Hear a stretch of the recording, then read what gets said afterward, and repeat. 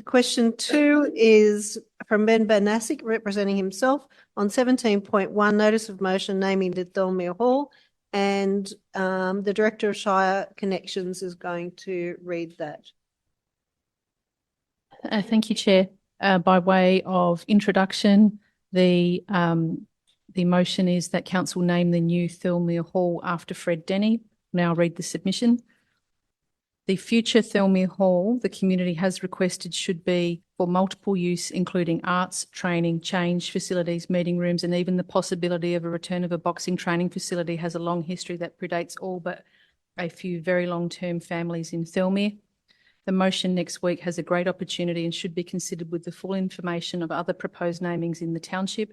I thank Council for naming the hall after the late Fred Denny, a friend of so many who will be missed. The Denny family and Fred were no stranger to volunteer and community work.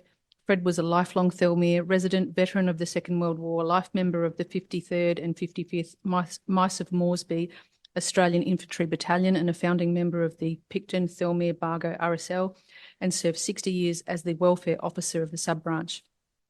These accolades only give a small inclination of his character, and I think it would be right to sum up as a bloody legend his kindness to my generation and my friends of his grandchildren who looked up to him as an old uncle who greeted us always with a smile. He wasn't just the spiritual mayor of Thirlmere, he was able to be the soul of the place with such a good judge of character. I won't forget the times I spoke to him about the debacle of moving the RFS shed and hearing his opinion on where the new hall should be, as he did with all kindness and a great sense of humour. There are, of course, other large families that go unrecognised to date in Thirlmere, and that of the Channel family will interest Council when deciding on the motion next week. While I cannot speak for the 355 committee, I am in discussion with a number of user groups and senior representation of other clubs. There is an existing motion on the books of the 355 committee to have a section of any new building named after Alfie Channel. I believe that in discussion with groups, I'm very excited to even mention it. The possibility of the return of boxing, if the project goes ahead, will be amazing and a very fitting memorial to Alfie Channel. The Channel family have lived in Thirlmere since Oswald Burt Channel was born in 1883, moved to the town. To date, nothing has been recognised for them. Since moving to the town, the family have owned pieces of land between Mason Street and Close Street, which used to be a cucumber farm that was pickled across the street from my current home.